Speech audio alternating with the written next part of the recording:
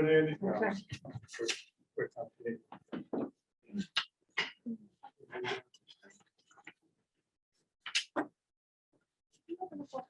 Just a couple of quick things on the budget. It has been on display for 30 days per school code.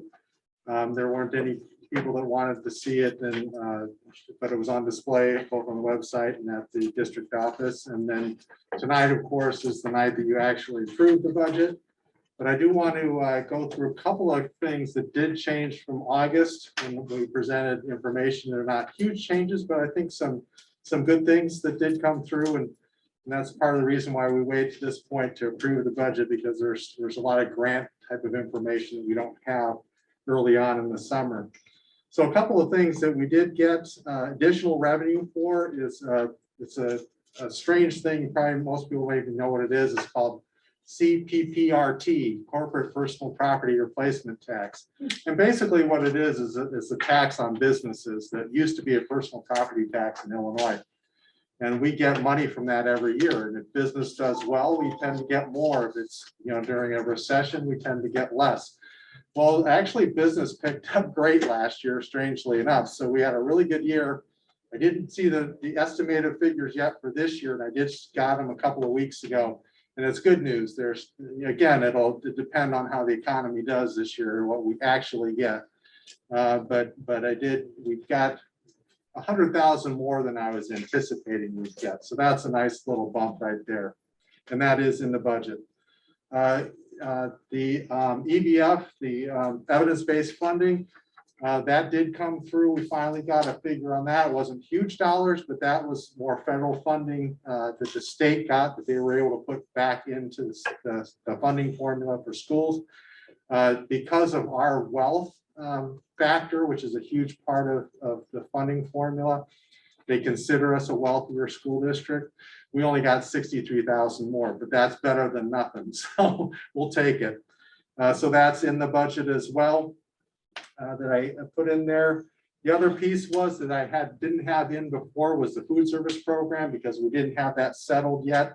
But we will be doing what's called the summer seamless option. It is really not summer, it's the whole school year.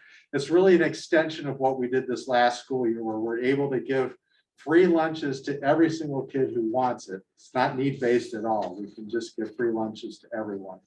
That's what we did last year, and we're able to do that this year. And the reason we did that is we felt that last year was so successful with that kind of a program that we want to do it again this year in the midst of a pandemic, because who knows what's going to happen from a pandemic standpoint.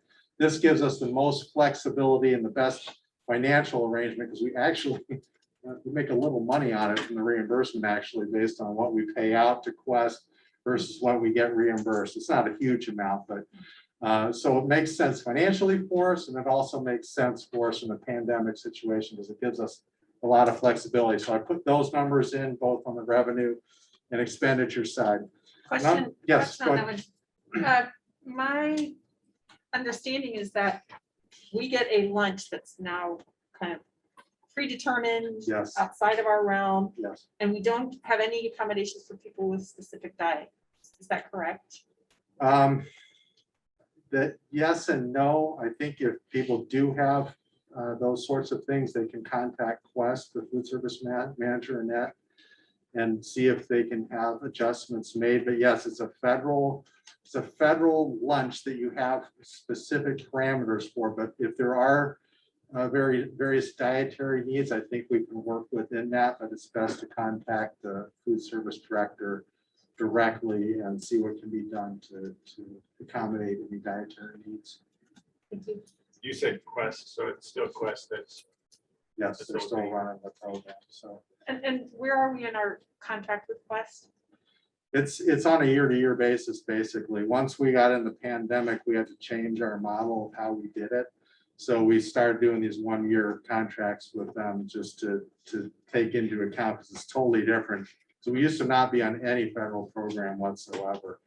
And now we have been last year, and we'll be on it again this year. So Do we know how many students are taking advantage of it? I don't know those numbers at this point. I'd have to check with Annette and see what we've been doing so far this school year. The other piece too that I adjusted to, we get a lot of activity over the summer with teachers taking courses. And that means lane movement, so they get more pay. So I made a few of those adjustments as we got a whole bunch of those in August. People completing coursework and then making lane movements. So I've adjusted that in the budget as well. But those are the only major changes of interest that I thought I'd bring to your attention. We still have a small surplus budget. It's only about $200,000, which isn't a lot when you consider $36 million operating budget. So, but it is positive. So we'll take that, and that's a good sign for this year. Last year, we'll get into last year when we talk about the audit. But for this budget year, we're recommending you approve it, and that'll be later on in the meeting. Any other questions about the budget? Thanks.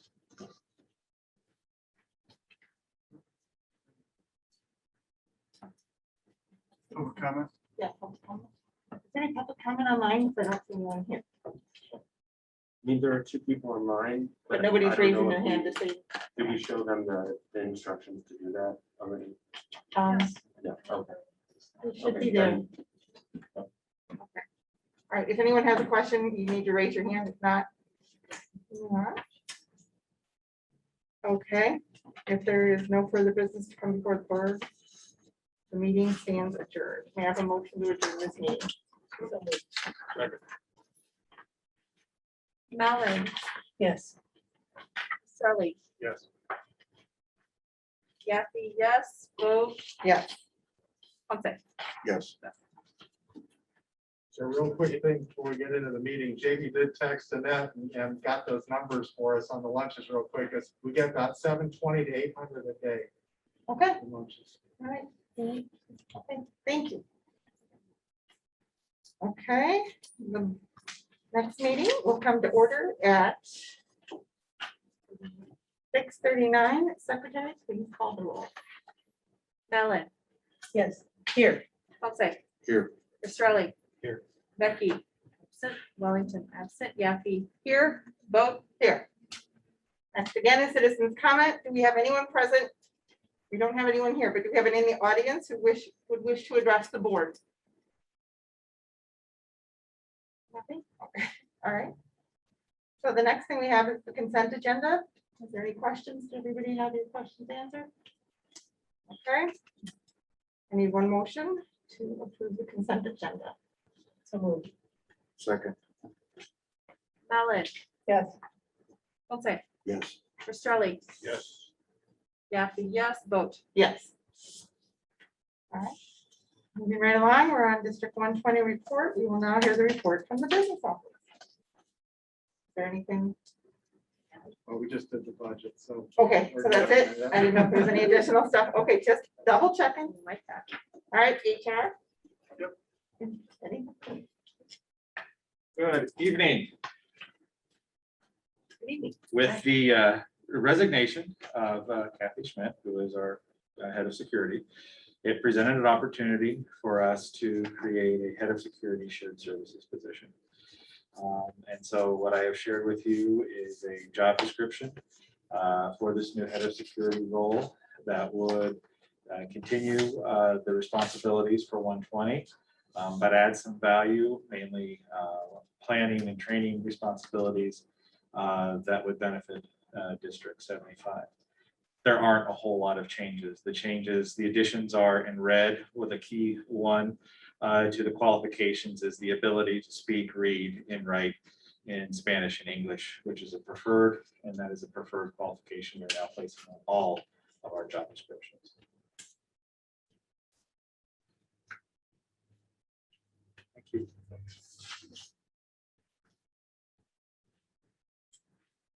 Next one is student services.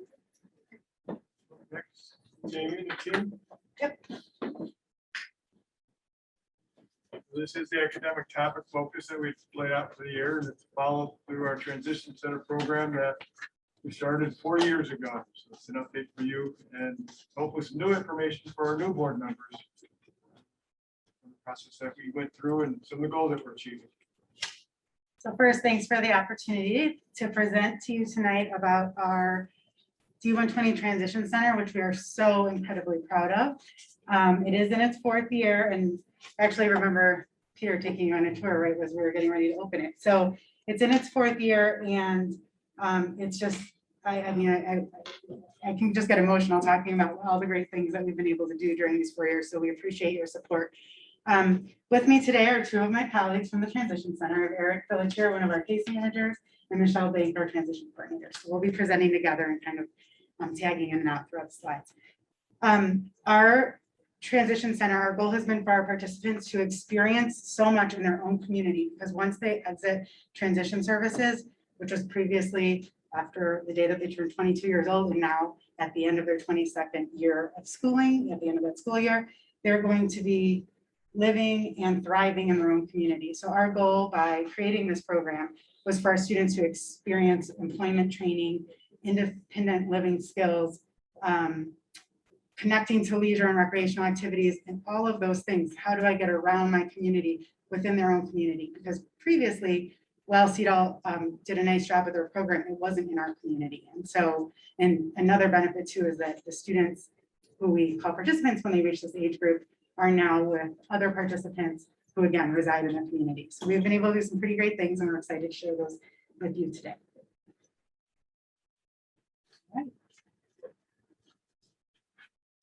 Good evening. Thank you all for the opportunity to present to you tonight.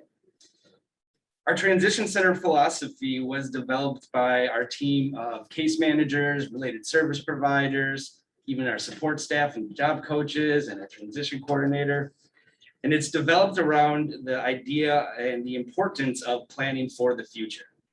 We know that each of our students and families has individual goals for their adult lives.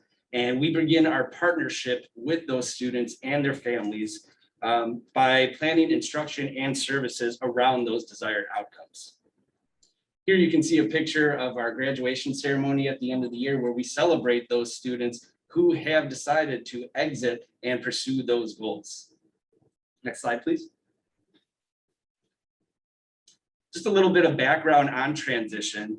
All of our students who are eligible for transition services through their IEP have already received their credits for high school graduation. So when they come to us in transition, their education is really driven by the transition plan in their IEP. And there's outcomes in that IEP as mandated by law for employment, education and training, and independent living. And we use those individual outcomes to plan community experiences, instruction, and also linkages to adult service providers for when they exit transition. Next slide, please. So I thought this would be pretty neat to look at together. These are the goals. Oh, If sorry. you don't mind, would you please introduce team members so the board knows Eric? Oh, Yeah, did I? She did. She did? I'm sorry. that's My fault. okay. Sometimes you just drown me out, Dr. Members. I'm just kidding. Just joking. Okay, so, yeah, no, these are amazing team members. Yeah. And we're actually a big team, so we'll have everybody's name up here at the end too. So what's really cool about this slide is that these, back in, I think it was April of 2017, I presented to the board, or our team presented to the board about our goals moving forward. As many of you know, we were going through at that time our desire to be independent of our special education cooperative. And so one of the pieces of that was creating our own transition center. Our goals at that time related to the transition center were to be able to provide services to our students within their home community. And really what was happening a lot was our students would come from a feeder school, and a lot of times, and this is very common with elementary, the feeder school wouldn't have maybe didn't have like an expansive, wouldn't have enough student population to have their own supported learning program or STRIVE program. So supported learning program is our life skills programming. And so they would be in a CEDAL program through 8th grade. So they'd be with kids from all different towns. They might be busing, across the county and things like that. Then they would come to Mundelein High School and be in our supported learning program for 4 years. It would be great. We have, multiple tiers of that awesome programming, lots of cool things in the community. And then what would happen would be at the end of that 4th year, they would leave and go back into a CEDAL program where they would travel each day to Grace Lake. And so what we really, our goal at the time was, wouldn't it be incredible if we could receive a student at age 14 and have them stay with us until that 22nd birthday and really work to develop that independence and those goals. and just all of the great things within their own community. So we have been able to achieve that. Another, we wanted this to be cost effective, and so I'll be kind of talking about that breakdown in a moment. But again, we really feel like we're on target and reaching these goals from way back in 2017. So we just wanted to share that with you. Thanks. Next one. So this is, I did this brief analysis, and Andy helped me as well. So this is with looking at our current students in transition this year, because we have 24, and what would that tuition cost look like if they were to be attending outside of our building at CEDAL, again, offsite in Grays Lake. So this is what the grand total cost would be, over $1 million, just based on tuition. It doesn't include transportation costs or other pieces of funding that have like changed over the years. For example, we get more back from our grants. We no longer need to give CEDAL a portion of our grant money like we did in the past. And so that was the cost. If we look at our current staffing costs with staffing and benefits, along with factoring in, we get a DRS grant, which was $30,000 one year, $50,000 another year. When we look at that, we're about cost neutral right now when you compare these figures. So we're about cost neutral. So, and we hope to, again, gain momentum with that as well. So that is just for you to kind of see what just solely tuition would cost us if the students were attending at CEDAL. Next slide, please. And then this is our enrollment information. This is when we started back in August of 2018, we had 12 participants. And as you can see, it's grown. In a little bit, Michelle Bank will share with you, with us getting to that 24 participants, there's a little bit an interesting factor with some of these House bills that have recently been passed. But these are our numbers as we've gone along. And again, just to reiterate, students are found eligible for the programming through their IEP service plan and through their team making the recommendation for the transition program. And then at that meeting, some years we have students that say, thank you for the opportunity, but I would prefer, I'm going to go out in the workforce, or I'm going to go do X. But so this is just our enrollment. It's steadily climbed over the years, and we're really excited about that. Next slide, please. Great. Thank you for allowing us to come in tonight to talk to you about our transition program. We're certainly really very proud of it and our participants. So as Jamie was saying, we had 2 House bills this summer that they're actually pretty amazing because they've redefined what the age 22 means in special education. Previous to House Bill 40 being passed and becoming a law, individuals in Illinois can go to school if they receive special education services until the day before their 22nd birthday. What this law did was redefine what that meant. So what it is now in a nutshell, to make it easy as possible, if a participant turns 22 years old after the school year has already started, they're eligible to continue the services they receive with us until the end of the school year in May, not including ESY services. The little glitch here is the school year has to start. So if they turn 22 in the summer, they don't qualify to be able to continue on for the end of that year. The second House bill that became a law this summer affects our students and compensatory services because of COVID. So anyone that turned 22 during a 3-month time period of the pandemic, where some of our services were maybe not offered, were able to come back this year to receive those services. So due to these 2 House bills, we had 4 out of 7 participants that were eligible to return. The 3 that did not return chose not to return because they had already moved on to their post-secondary goals.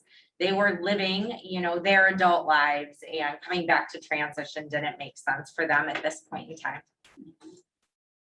Quick question, of the 4 that did return, which ones returned under House Bill 40? Under House Bill 40, we have 3 that remained, and under 2748, we have 1. Okay. Next slide, please. Okay, so what does a day in the life of a transition student look like? Well, just like most of our lives, our scheduling revolves around our employment. And so we have 2 employment opportunities for our students. We have work-based learning group in the morning and a work-based learning group in the afternoon. While the morning group is out at their work sites, the other group is receiving their instruction, and then that switches after lunch. When we're out in the community doing our community-based instruction, we have several different courses. The first one is our community living course, where we take our students into the community, teach them skills and apply those skills in the setting in which they would be used. So for example, we may take a group of students out to Jewel or Target, give them a budget sheet, teach them how to budget their income for the groceries that they need for that week. We also focus a lot on recreation and leisure, because I'm sure most of you understand that as much as our lives revolve around work, it's very important for us to still make time for fun and relaxation. And so we teach our students how to do that. That may involve things like learning how to call and make a reservation for an escape room if they want to do that. It also involves making sure they understand how to request time off of work to be able to do those fun things and plan ahead for that. For those students in our transition center that are college bound and are interested in post-secondary education in the college setting, we take them to the College of Lake County 2 days a week and teach one of our courses in a CLC classroom. That helps those students get acclimated to the college environment and prepare for that next step. We also have a healthy living class, because after high school, our students don't get to go to a daily PE class, but we understand that health remains an important factor for the rest of our lives. And so we have a partnership with the Park District here. We get to take our participants to the gym that their community members work out in. At the end of the day, we have our case management services. This is where our students get together with their case managers and work directly on the goals that are supporting their transition outcomes. A lot of this time is used for individual goal work, receiving extra instruction and support, but it's also used to plan their IEP meetings. In the Transition Center, we encourage our students to take as much responsibility for their futures and their IEPs as possible. And so throughout the year, they'll work on a presentation where they're actually writing their IEPs along with their case manager. And then at the IEP meeting, they're actually the ones that get to present their IEP meeting to the team, which is a little bit different from the high school setting, where it's typically the case manager, parents, and teachers talking to the student. We try and flip that so that the student gets to take ownership over that meeting. Next slide, please. Can I ask a quick question? Yes. What type of work-based learning do you do? Like what are those activities? We've got a slide coming up Next all slide. about that. We're gonna tell you all about our job sites and the different kind of skills that we're working at on those job sites. This schedule shows a schedule for those students who maybe aren't interested in college or any post-secondary education. And for those students, we give extra opportunities for management classes. We have a business management class where we work on transition center business, teach them about production and money management. We also have personal and household management, where we focus on personal needs and daily living skills and independent living skills. Next slide, please. We're going to talk all about those job sites now. Are you excited? All right, so this slide shows all of the work-based learning sites that we have partnered with in our transition center. Some of these are previous years, some of them are current. The ones with the little star indicate our current work-based learning sites. Our work-based learning sites are really chosen based on our participants' strengths, their interests, and what they want to do for their future. I'll be honest, when I go out to our work-based learning sites and interview the site managers and talk with the site managers, they're very much interviewing me and our program just as much as I'm truly interviewing them. For example, I would never place one of our participants at a work-based learning site that I didn't want one of my 2 daughters working at. So I take it very personally, and I do choose our sites, very carefully, because I want our participants to be treated with integrity and dignity when they're there. So it is very much a two-way street. Out of the 7 sites we have this year, I think it's really important for you guys to know that we're not in the business of free employment. Our participants do volunteer their time at the work-based learning site that they're placed at approximately an hour and a half a day. Myself and our business partner are very well aware of our labor laws, and we stay within those. So for example, that business has to keep the same number of staff that they always would. They can't reduce staff because we have our participants coming into their place of business. So we work together to make that happen. And I have to say here, in Mundelein, we're very, very fortunate because we have some really amazing businesses that we work with, and they genuinely want the very, very best for our participants. When we're talking about how we choose the site for each participant, a really good example here would be the Pet Factory. I have a lot of participants, you know, who say, I want to work with animals when I grow up. Well, if you approach, you know, a vet's office or, you know, a pet store and they actually have the pets there, oftentimes they're very careful. They have their own insurance and liability that they have to follow that goes along with working with those animals.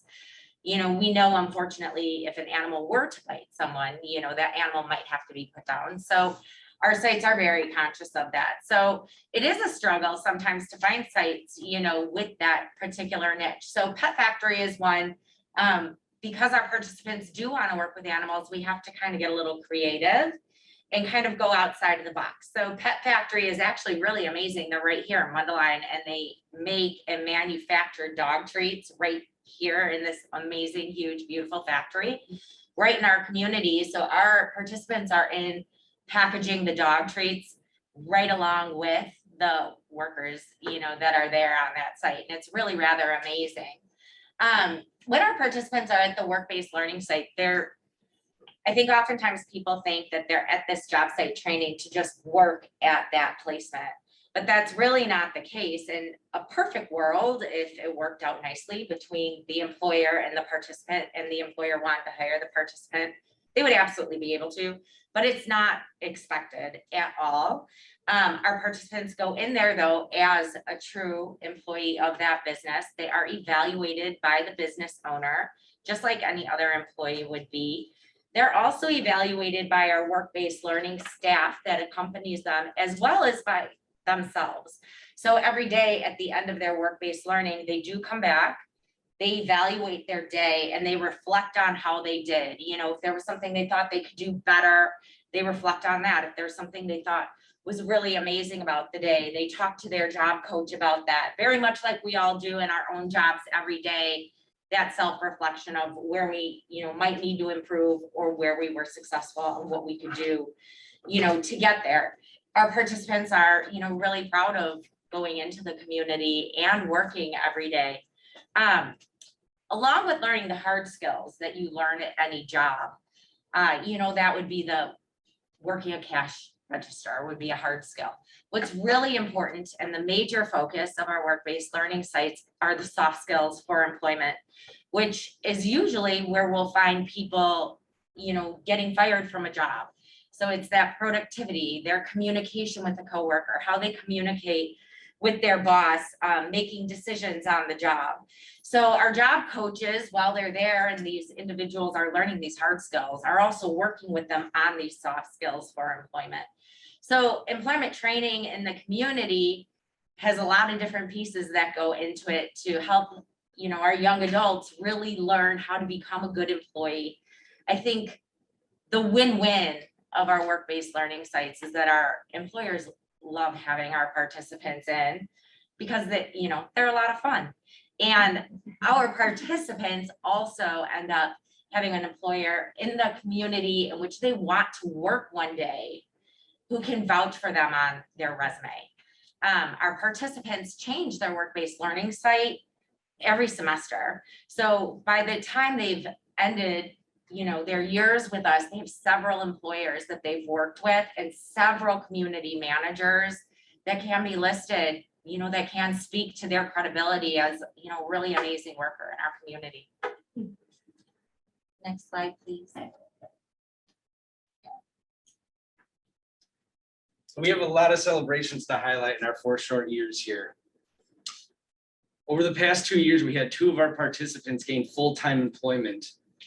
These students are working full-time with health insurance. They have 401ks and they're only 20 years old. They've got a great start. Along with those 2 participants that are working full-time, we've also had 7 participants accept part-time jobs in our community. Many of those came from our work-based learning experiences. If you go out to Walgreens, we've got students working there. We've got students employed at Jewel right now, Area Coffee, and Home Goods as well. So that's really exciting to be able to go out and see them in the community and know that they've gotten these jobs from their work-based learning experiences here.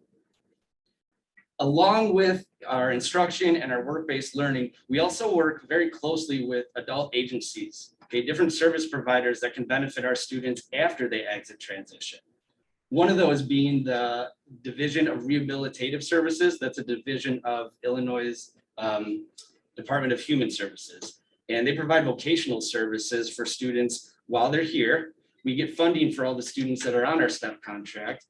But once they leave us, they transfer over to adult DRS services and have that connection for the rest of their life to continue receiving the supports that they need after exiting transition.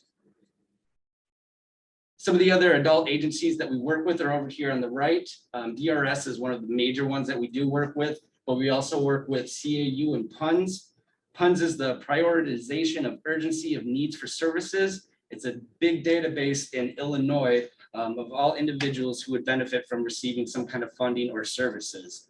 And CAU is the PASS agency that supports access to that service.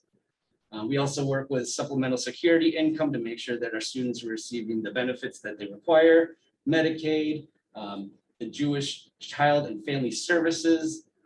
SRACLC is the Special Recreation Association of Central Lake County. They provide recreational opportunities for our students both now and after the transition, as well as the Epilepsy Foundation and the Center for Independent Living. Michelle's going to take a couple more here. Just a few more. We are super excited to be able to say that we are now members of the Lake County Transition Planning Committee, as well as Options Committee and the Employment Engagement Event Committee. Mundelein High School is going to host Options Fair this year, so I'm really happy about that. We are a co-host for that.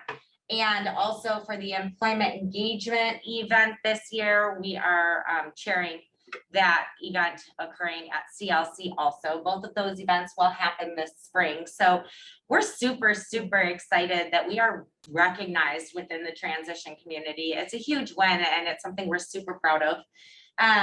We also do socialization partnerships with our participants with Stevenson High School, Barrington, and Lake Zurich High School. These are really amazing opportunities for the participants to get to know other participants from other transition centers. Just last week, we enjoyed a really beautiful barbecue over at the Stevenson Transition House, and it was truly, truly fantastic because the participants were meeting other participants and changing phone numbers and getting to know other people, which is so cool because many times they've gone to school with one another, you know, from kindergarten all the way up. So being able to meet other adults in the community is really a win for them. All right, next slide, please. So you're not here really to hear from us. What you probably really want to see is our participants and what they're doing out in the community. So we do have a short video for you of our participants at some of their work-based learning sites. Excellent. Thank you.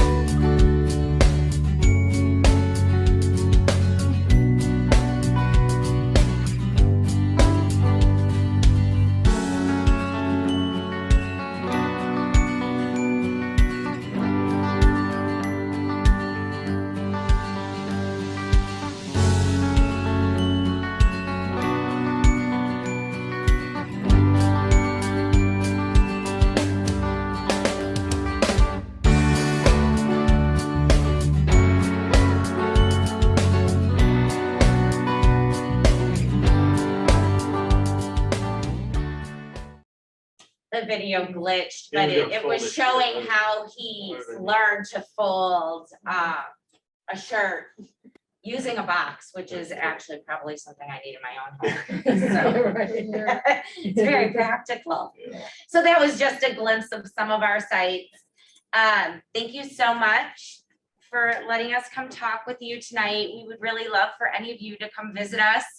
If you would like to come and visit us, please reach out to myself or Jamie, and we're happy to have you come on over and meet some of our participants. I think part of what's so amazing about these young adults is they choose to be with us, and they want to be there, and they want to be learning these skills, and they want to be successful adults.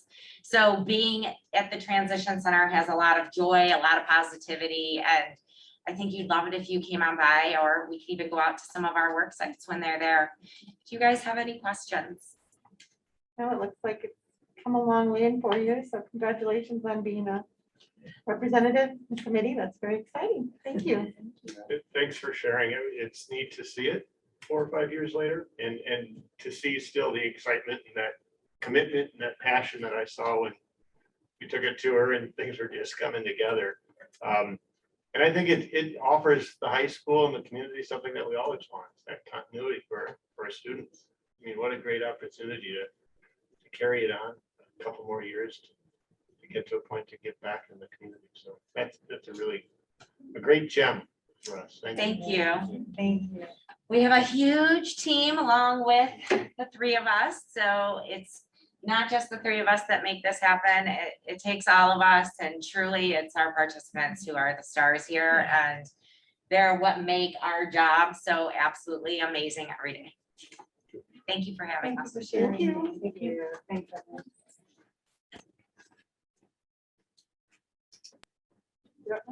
Up next, we have our strategic planning and financial planning. Peter, Danny.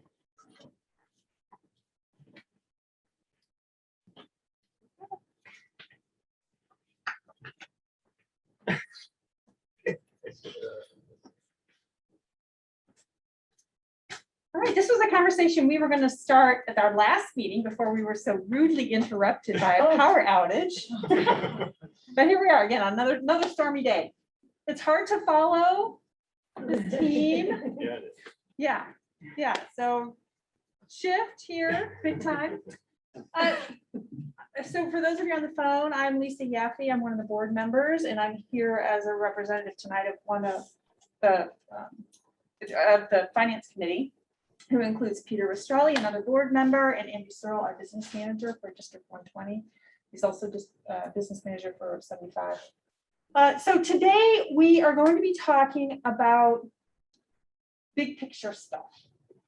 As a board, we are responsible for some pretty important things. We manage by policy. We're responsible for fiscal oversight. We're responsible for hiring and managing a superintendent. But one of the big responsibilities we have is to figure out, how do we want to take care of our capital? What kind of capital investments do we want to be making in order to take care of our facilities? Big picture expenses. So we have some conversations that we need to have over the next few months. This is the first conversation, which is, how much information do we need in order to have conversations about where do we want to invest our capital? So far, so good? Okay. So we have some long-term financial considerations that we need to be looking at, considering, thinking about. And some of the things that we need to address, we need to be talking about in the short term. So we are doing the work now because we have some things that we have to decide in the next few months. We have likely long-term structural deficits. So this is one of Andy's terms that he's going to help us understand. Long-term structural deficits, what does that mean? What's driving that? Even with many unknowns, we probably are looking at deficits over the long term. So we need to be figuring out how to capture our revenue opportunities.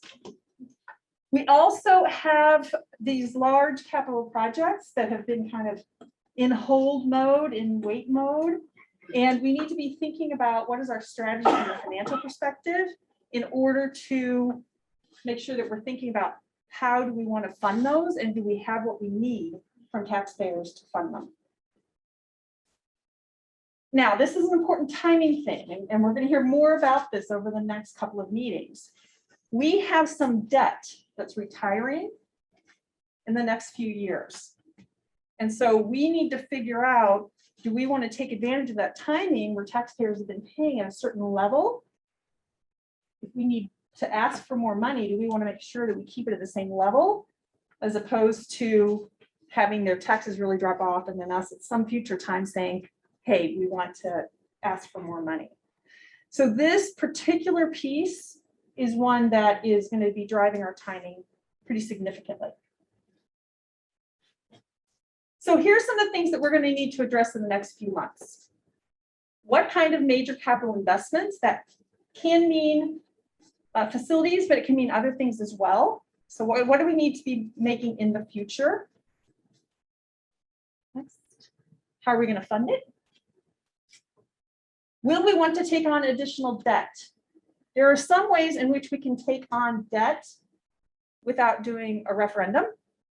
If we feel like we need more money, then we would have to do a referendum, which means going out to taxpayers, asking for support in an election where they would give us more money.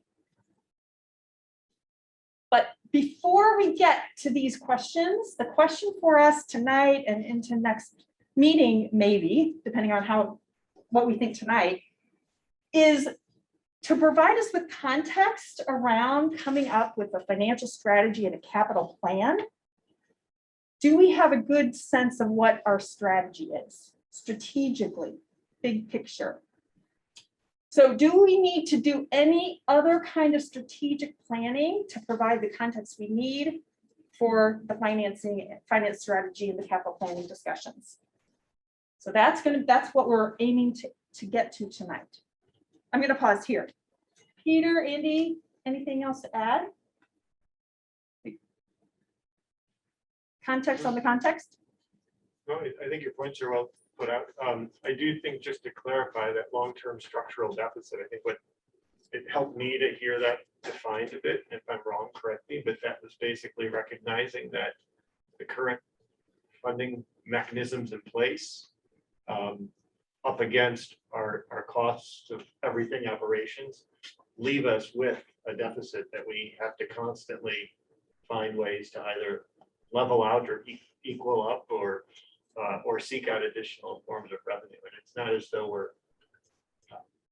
doing something wrong or right necessarily. It's just the way that formula is built out and plays out right now. So that it's critical for us to recognize that as we not only make decisions, but also when we take into consideration what some of our objectives and goals are from the strategic standpoint as well. And so we're going to talk for a bit now about strategic planning.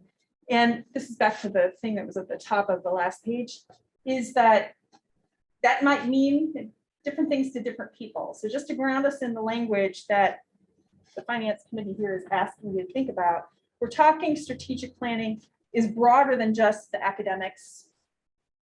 It's looking at what are the forces that are going to be impacting us as an organization and our finances, as well as things we want to accomplish.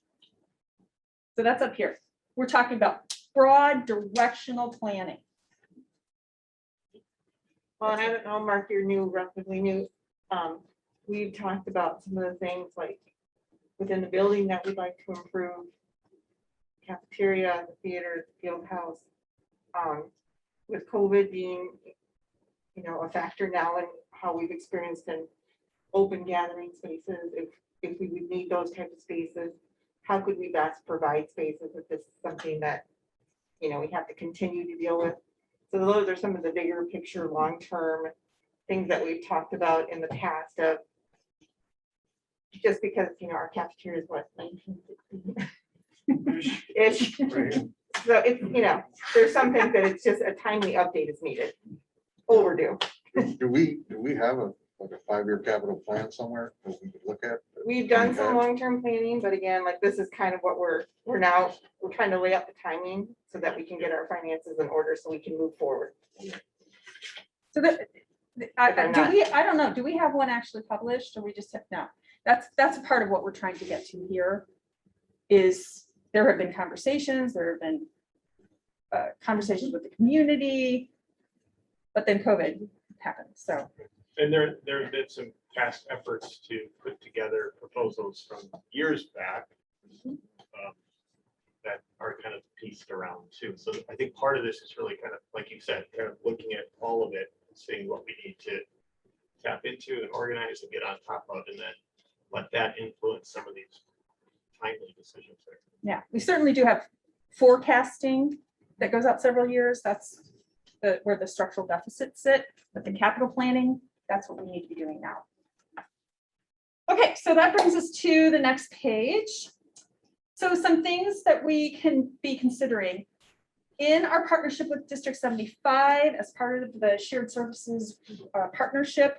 We have spent time talking about what's our vision, how do we create some goals that are linked in order to get that pre-K through transition center all the way aligned. So we have that, that's recent.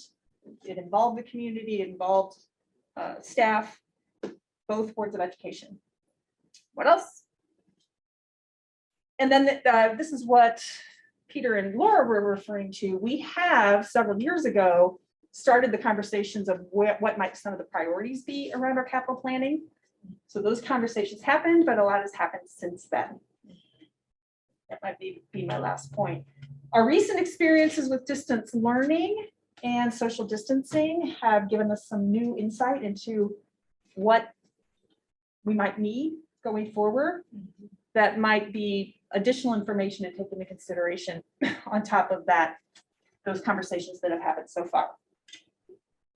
So what do we do? Where do we go with this? One thing that we put together was just a little benchmarking to get a sense for what do other organizations do in terms of strategic planning, the big picture, the broad directional stuff.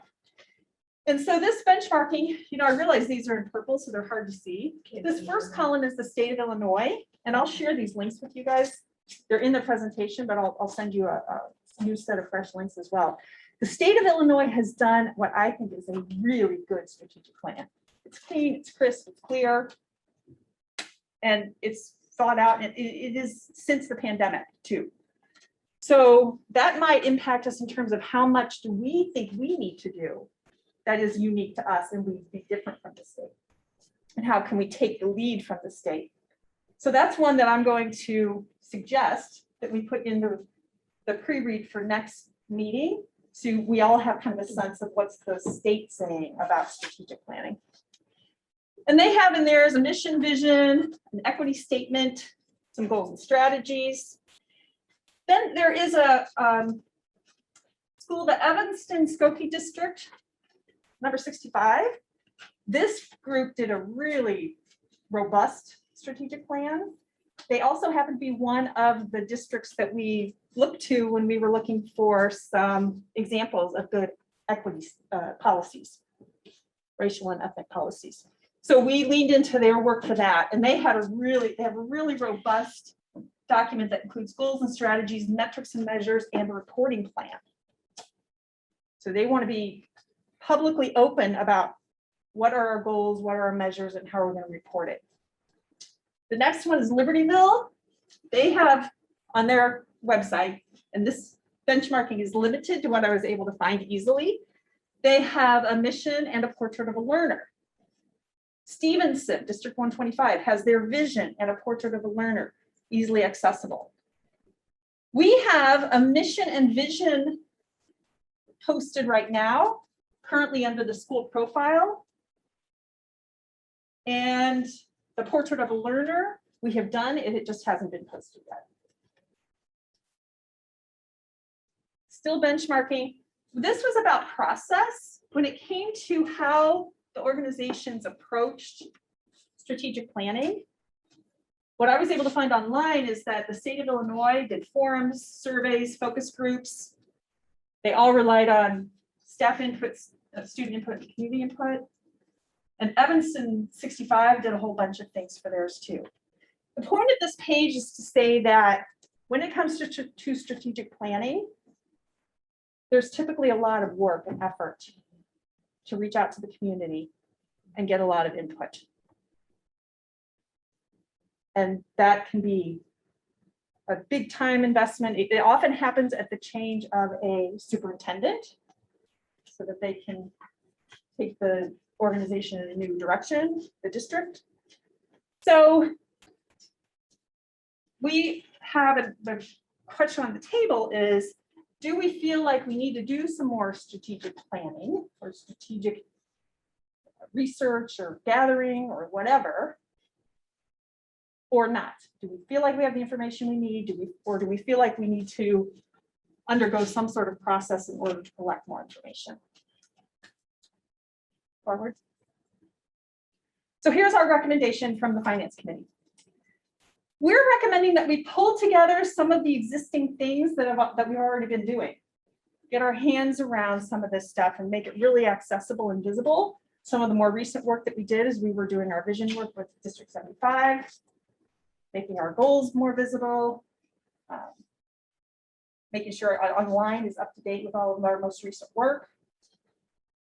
And then if we need more input, we can act and make that decision next month or at one of the upcoming conversations that we have.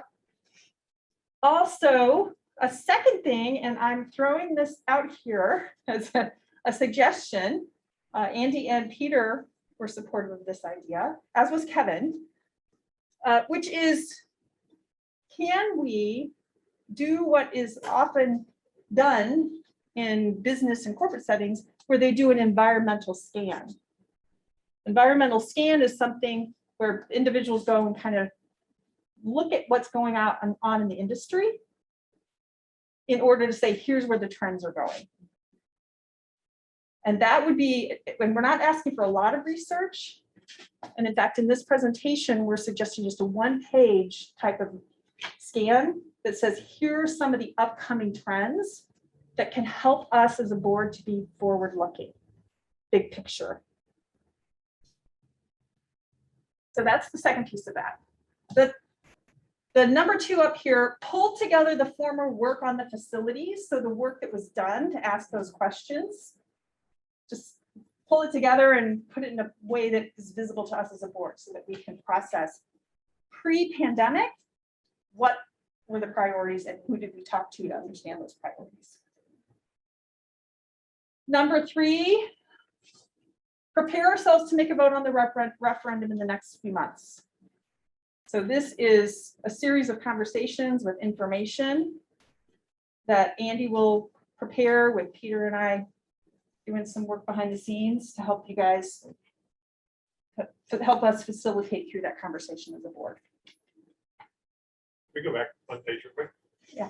So that second indent bullet on the first bullet, I think the key piece to that too is you're saying having it be a pretty simplified form, but tapping into the minds that are on the forefront or the thought leaders, you put it as, to hear what they're seeing, to hear what they're viewing out there on the landscape. And that could be anything from environmental considerations to technology considerations to energy considerations to curriculum to, right, all of those on the surface kind of starting points. Yes, agreed. And we are wanting to tap into that knowledge and insight without asking the staff to do a lot of time-consuming research. Okay, so this is the recommendation. We'll come back to this in a minute. So if we can go on, more on the environmental scans. I'm not going to read this, but it is from the ASCD. It was specifically talking about why school districts do environmental scans. And it's about anticipating the future, because we are talking about planning, we're talking about capital.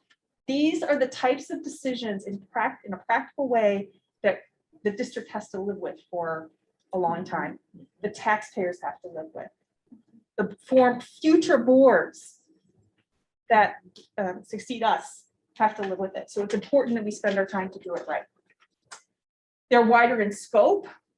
than you might typically have in a conversation about how our investments would be, including such things as social, economic, political, technical indicators. You know, what are the forces at play that are giving us trends that we have to deal with and consider? It looks at the interactions of events and trends, and it should be an ongoing part of the process. So here's an example of the one pager. This is the next page. This is as simple as we're looking for. In my area, I might be the head of one of the departments. Here are a few emerging trends that are really having an impact on school districts. Could be school districts in our area, in the state, nationally. And here are some of the opportunities that we see. Expanding this, decreasing that, shifting, those kind of opportunities. And therefore here, and this is where we're getting to informing our capital planning process, implications for facilities and or capital investment.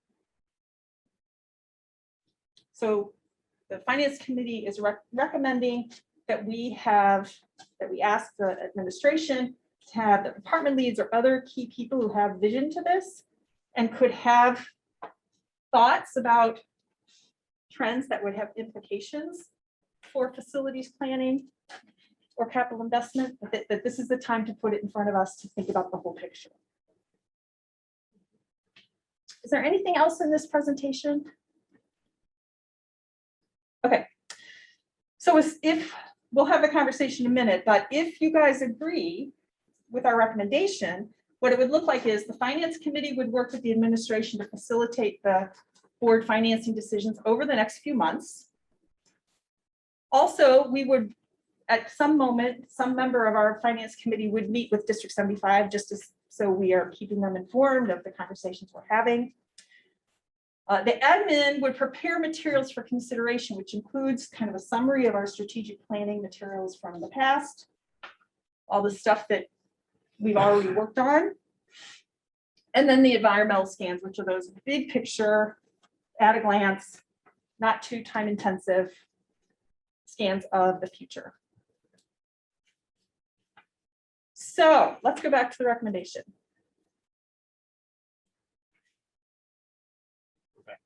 Yeah.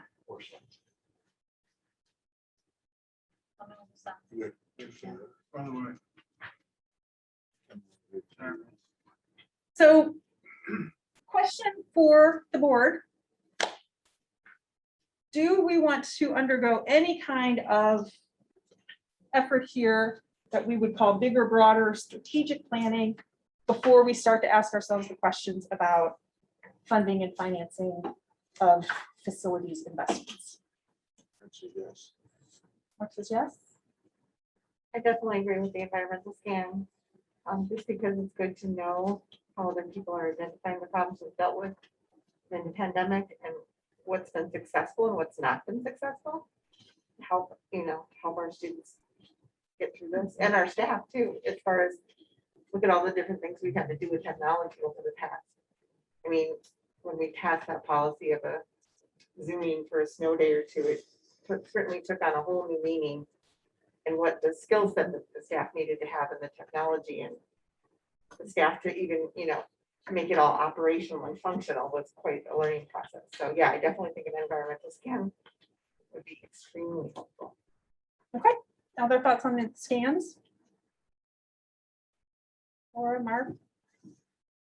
I agree. Mark agrees. Laura? Yeah, I'm thinking back to some of the things that we had considered in the past in terms of, capital investments. And I mean, there was a lot of like, ooh, toys, but the feeling is so different now. It just really, so I feel like a fresh and thorough look needs to be taken. And I don't think that we're the best people to make that decision. I really think that it's the people who are working in the school building all the time, and who've gone through what we've gone through firsthand to kind of help send us in the right direction. So. And we could go forward and kind of assume that whatever we're able to fund, whatever money we're going to have would go into facilities. However, I think it's worth us taking this bigger picture look to say, it may be technology investments, it may be any kind of environmental cost savings investments, rather than building new bricks and mortar walls and space. Maybe, I don't know. But those are appropriately capital investments, right? Alternatives to a field house or. a Well, I new think it'll be theater. helpful to know for the board members who just came on, what we have talked about in the past, what we've experienced in the pandemic, and what we need to, what are our needs going forward? There's a lot of wants. We'd all love to have an unlimited budget, but what are our true needs? Well, the other thing is we've got to have a really clear picture. If there's going to be a referendum, you can't go to the taxpayers and ask them for additional money if you haven't done your thorough research and be able to show them exactly why this is necessary. So, we can't just be talking off of our heads. We've got to really, I think, do a deep dive. Yeah. And I agree with you, whatever we decide, this is a long-term commitment to our students, our district, to make this work, and whatever board comes after us. But they understand these are the reasons we chose to do this. There are a lot of competing forces. There's that future ahead of us that we won't have necessarily say on, but others will have the responsibility to finish or continue on. There's also, to make sure that the decisions are well informed, like you're saying. But also to take into account that structural deficit piece, that what we're taking into consideration has that on our mind, but at the same time, ways that we can look at using our resources effectively too. So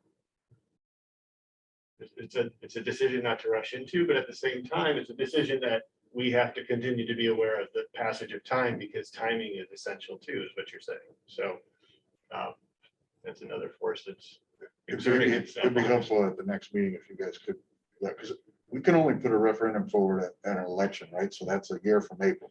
But I'm sure ahead of it, you have to submit stuff and you have to everything. So it'd be nice to see And it broke it a down. sequence of events that have to happen up to a point where we put in and submit the right paperwork to get it on the form. So I think that's kind of the whole process that we got this whole process started, because we're looking for like the improvements that we need. We can't keep kicking the can down the road. I can't let the pandemic stop. Like, we have to keep progressing. And I think, Lisa, with what you've done here, and Peter and Andy and everyone who had input, I think this is the time we need to do the research, make the decision. Because like you said, if we don't make some type of decision, it just keeps getting pushed off. And I personally would like to see some of whatever it is that the board decides. I'd like to see some things continue to move forward for our district. Can I ask probably a really simple question, but I would hope that there might be other people in the audience who have it too. But what doesn't make sense to me, just from like a finite numerical thing, is when we all of a sudden retire some debt service, why that doesn't give us additional funding? Why don't we all of a sudden have an influx at that point? You were saying something about how everything goes down, and that doesn't make sense to me. Like, why does the tax burden then go down? And maybe Andy can. We'll get into that more in some of our presentations going forward. But the finance committee has looked at a lot of that in great detail at this point, but we want to be able to also share that with you guys, and to your point, Mark, too. But I wanted to say that there are, and Lisa mentioned this earlier in her presentation, there are some very, there's some timing issues. One of them is the referendum and when it could be on the ballot, and things that have to be done. But what we're trying to get you guys to is that strategic point of, okay, let's get our ducks in a row of what we really want to accomplish. Because the last time we did this, we were involved with that too, that last planning facilities process. But a lot has changed in the last 3-4 years. A ton has changed. And so we do need some additional input. But with that said, there are some very discrete timing issues, and we'll get into that more. I don't want to get into too much of that detail now. That's a whole nother presentation. But we've identified dates for referendums that are coming up in the next couple of years that could be possible dates for elections. we'll have information on the debt service and how that works. And when it'll be paid off and how we can, some of the opportunities that we'll have for financing the things that we do identify through that strategic planning process. In that environmental scanning process. So all of that information will come. I don't know if you guys want more of that detail right now, or we're gonna put that off till another meeting. But just so suffice to say for now, the finance committee has looked at all of that stuff in great detail. And we're planning on giving it to you in good, easily digestible chunks, hopefully. Okay. Yeah, we've thought through how we want the conversation to evolve. But in simple terms, Laura, the way it makes sense to me is that we bring in money from property taxes primarily, but also from the state and federal funds in order to do certain things, and mostly salaries, benefits, operations, maintenance types of things. For certain things where we have to go out and ask for extra money, like we have in the past, or issues debt without a referendum, that can go into capital projects. And those projects are a separate line item. And when they run out because we paid them off, then the taxpayers are off the hook for paying those. Does that help answer your question? A little bit. I'll wait for the more thorough. Yeah, for more data. Thank you. Okay. So what I'm hearing is agreement that we want to be having the big picture conversations. I've heard enthusiasm for the scans, and we really do genuinely mean that we don't want the administrators to take too long. If so, it's because they're getting into the weeds and they need to just go back and look at it big picture in order to help us understand what opportunities they see that might have financial impact. And then just kind of corralling the information we've already created and putting it in a form that we can use it for decision making. Is that all? We're all in agreement to that. Yep. Andy, Kevin, any other questions you would like the board to answer for us to take those next steps? Not for me. It's clear. Okay, thank you. Thank you. Lisa. Thanks.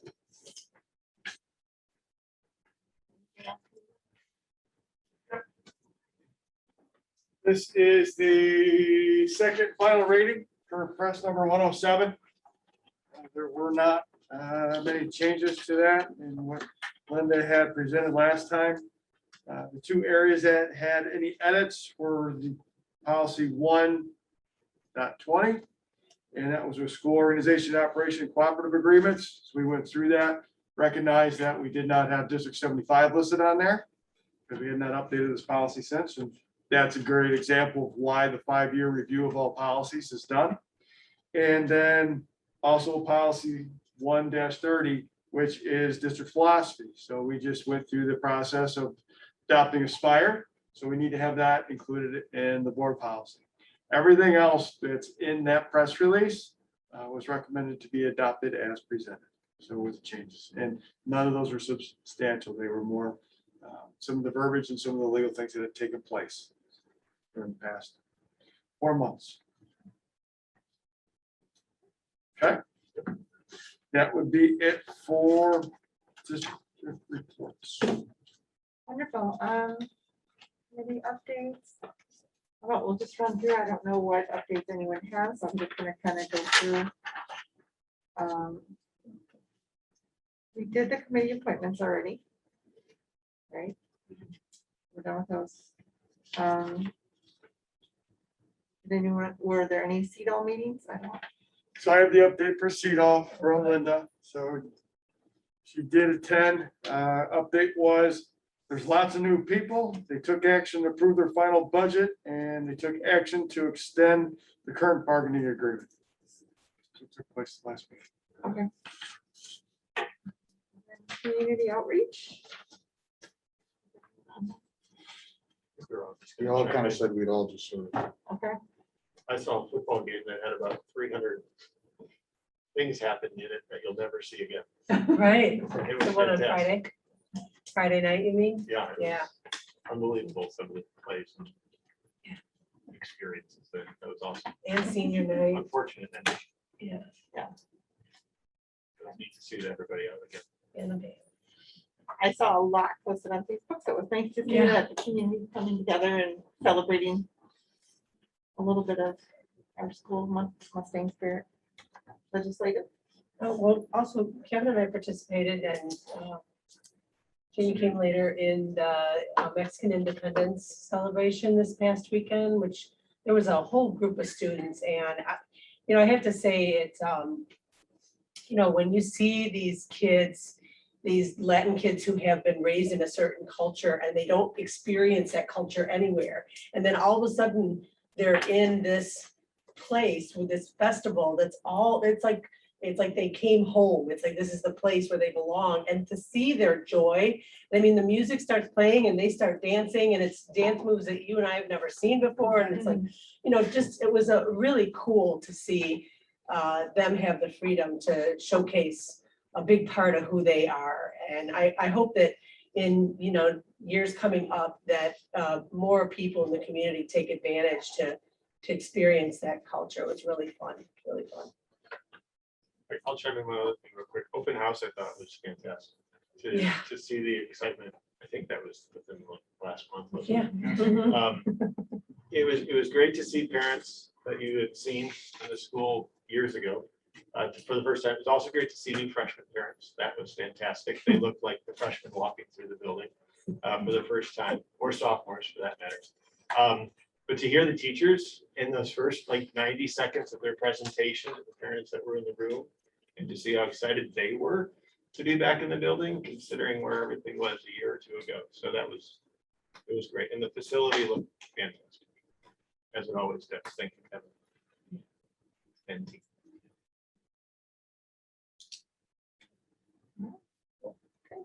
Anyone else? Okay, the next one is the legislative. Yeah, you guys got this in your packet, and there's a lot of the same things that are going on in this.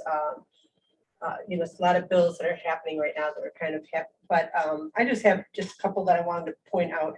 Right now, one of the big issues is deciding the new legislative maps. I'm sure you guys have seen about it in the news, and there's a chance that we may lose a representative, and but they're redrawing it, and we'll see how it turns out. I've always been a big proponent of fair maps, and that doesn't look like that's going to happen. They've also been passing and or reviewing certain things. The curriculum, I wanted to let you know that some new things that'll be effective, or a lot of them are effective already, that we are required to teach a unit of instruction on media literacy, on Asian American history, comprehensive sex health education. So, they're adding little bits of curriculum, I think, in an effort to kind of, be a sign of the times. And we are usually, I think, ahead of it. If we aren't already doing it, we have, been discussing doing it. So it's all taking place. And then Andy mentioned earlier about EBF and how that funding is determined on a lot of things, including student attendance. And I just want to let you know that they have come up with a new way to categorize students' absences due to COVID so that it won't affect some of the EBF, which is important to know because there, if you've got kids who are quarantining, should we be penalized for that? It's so. And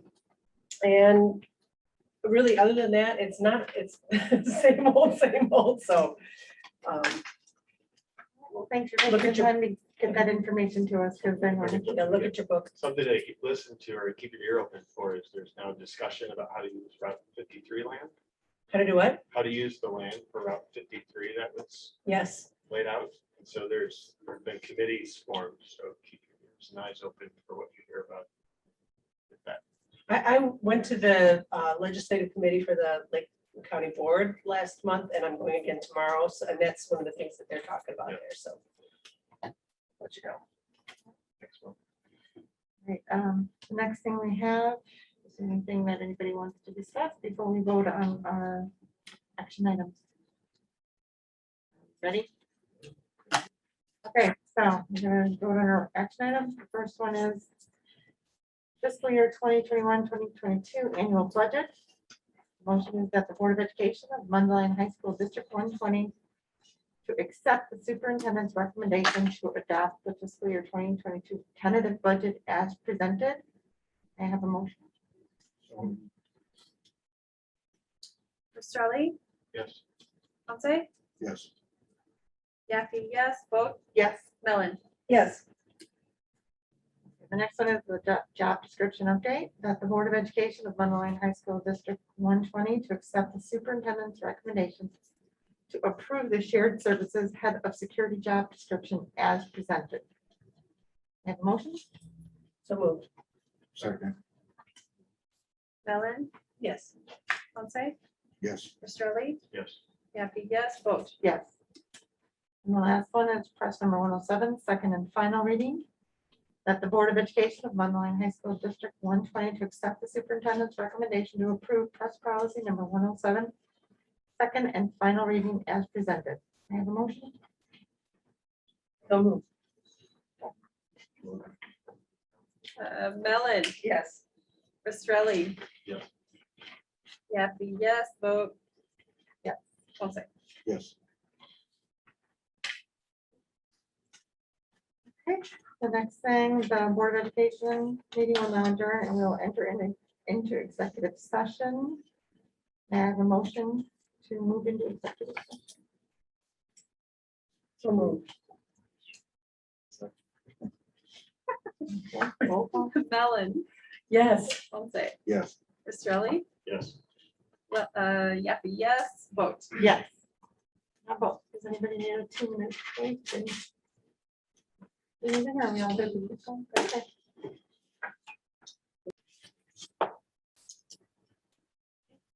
Good. Okay. I have a roll call, please. Mellon. Here. Ponce. Here. Australia. Here. Yaffe here, vote. Here. Becky absent, Wellington absent. Okay, so the action item that we have is executive session minutes. The recommended motion is that the Board of Education, Mundelein High School District 120, accept the superintendent's recommendation to approve the executive session minutes for July 13th, 2021. May I have a motion? So, Second. Australia, yes. Mellon, Yes. Ponce, Yes. Yaffe, yes, vote. Yes.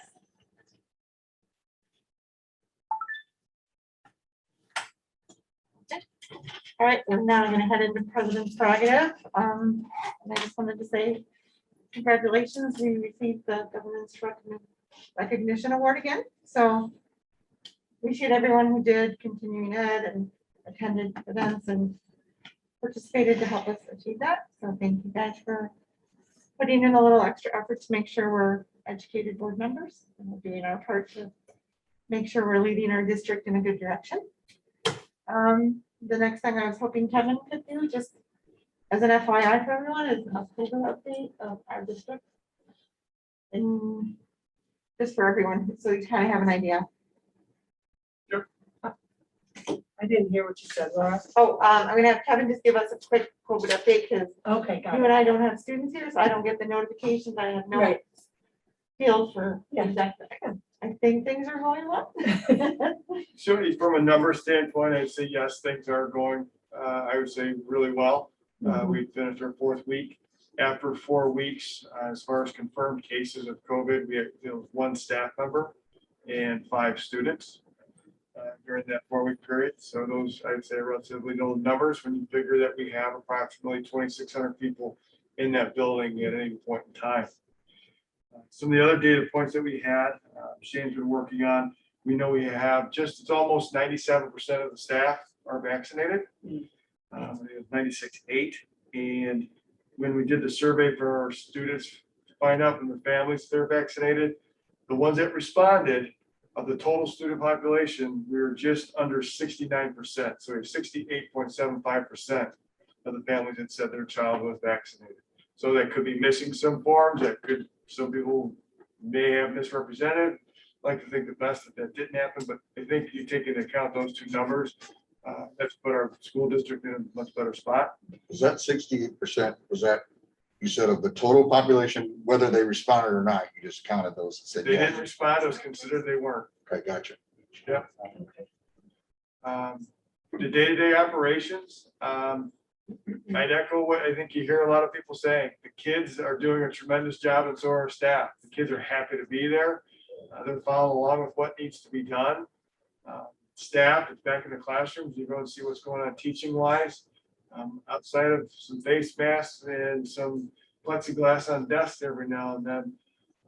You'd see it's a high school running again. So things are going well. It's off to a really good start. We haven't had many complaints. At the beginning of the school year, we had a concern brought forward. Shane handled and addressed many of those. And I think the best way to sum it up, it was good conversation and didn't end in a sour note. Might not have liked the stance the school district had taken with the masks and why we're needing to follow that directive, but in the end, it will still keep moving forward. So it's a heck of a lot better than last year at this time. And I think things are just gonna keep getting better as we keep learning how to live within this current state of affairs. Well, I would say kudos to the administration and the teachers and everyone having that excitement, because I know I've spoken to a couple of people in my neighborhood, students, because I wanted to get more of a feel of what the students are thinking, and most of the students, I mean, all the students that I talked to, that know they don't love the mask, but they are so happy to be back in school that it's a small price to pay to be there. So I think, you know, with that momentum and with everybody, our vaccination levels, I think, I second you. I think we're gonna continue to keep moving forward, and it's gonna be a good year and a whole lot better place than we were last year at this time. Kevin, can you speak a little to the testing that, is this group coming once a week? How is this being delivered? And I know you were, had a really Maybe. rough rollout.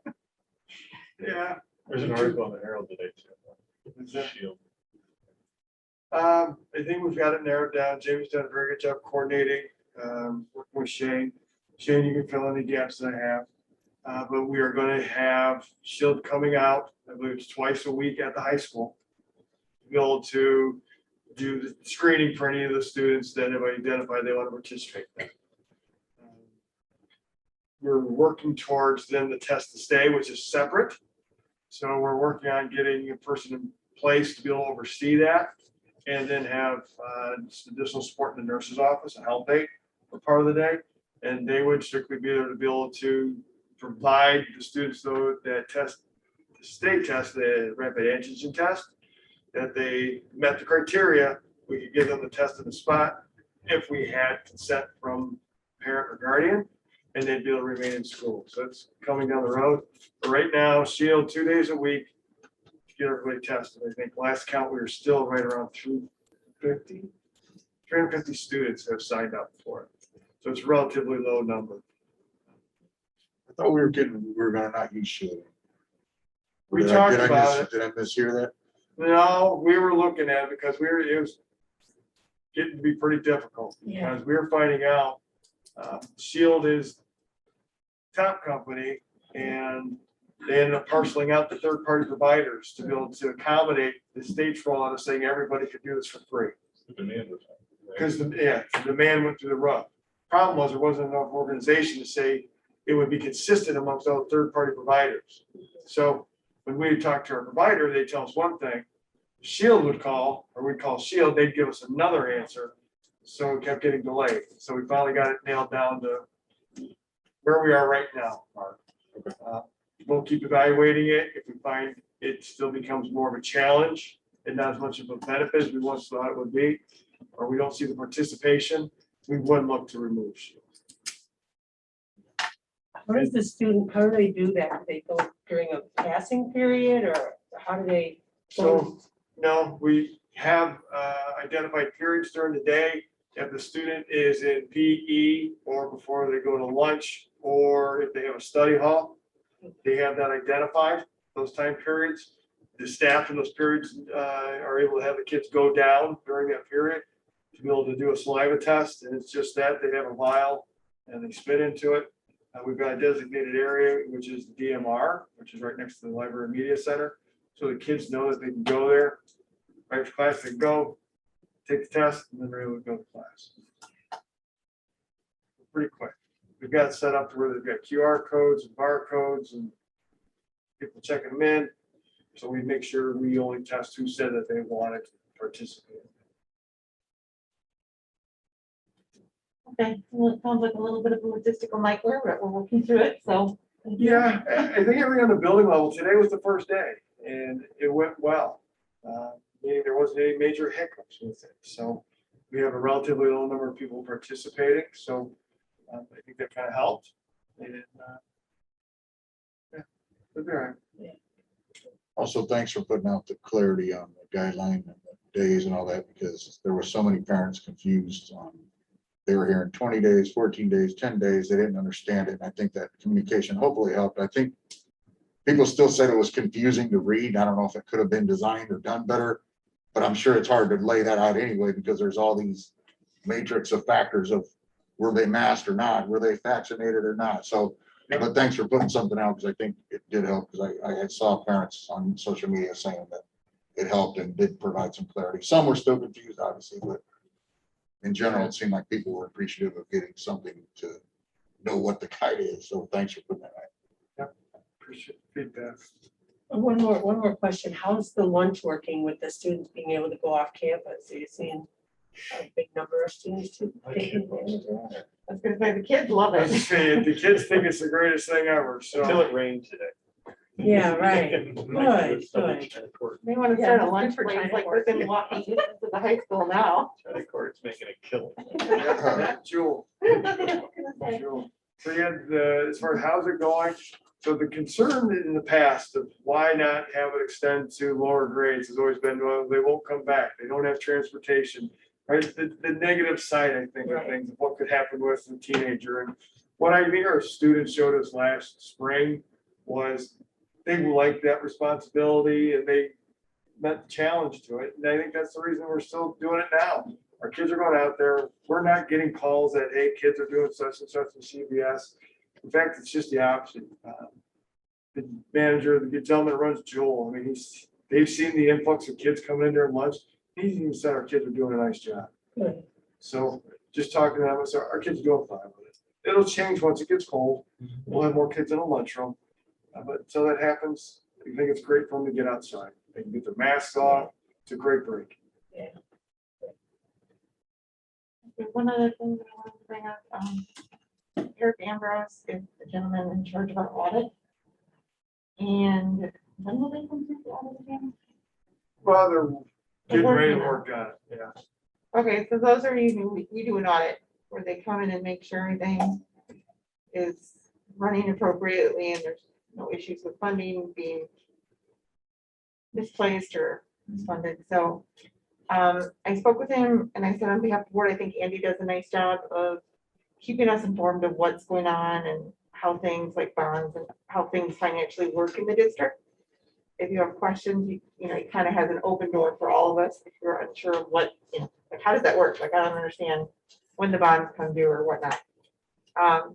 In order to keep the transparency, we're going to have them come in and after the audit's completed to give us a little summary of what the audit was, what they found and how it went, just so that everybody sees and the community can, you know, we're totally transparent with what's going on with the finances and there isn't any questions. So we'll keep it, you know, short and informative, but he will come so that you kind of can put a name with the face. It's a little different with Zoom.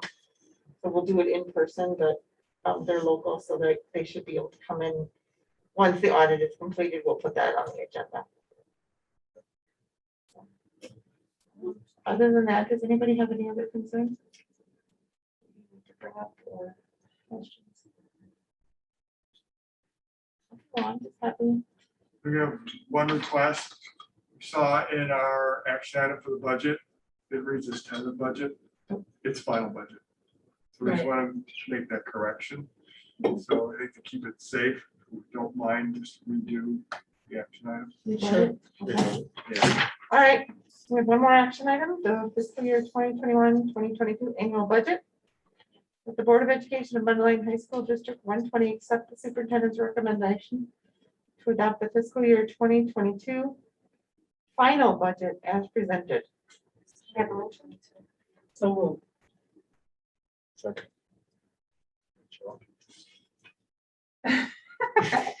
Okay, Mellon, Yes. Ponce, Yes. Australia, Yes.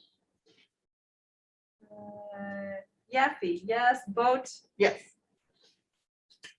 and you need our signature, all of our signatures on that tonight, right? Yep. Okay, Okay, so do not leave here. I think there's 4 copies we need to sign right in on this. Okay. All that I can think of right now. All right, so may I have a motion to adjourn the meeting? So, Second. Australia, yes. Mellon, Yes. Ponce, Yes. Yaffe, yes, Boat. Yes. 18. Yep. Yep.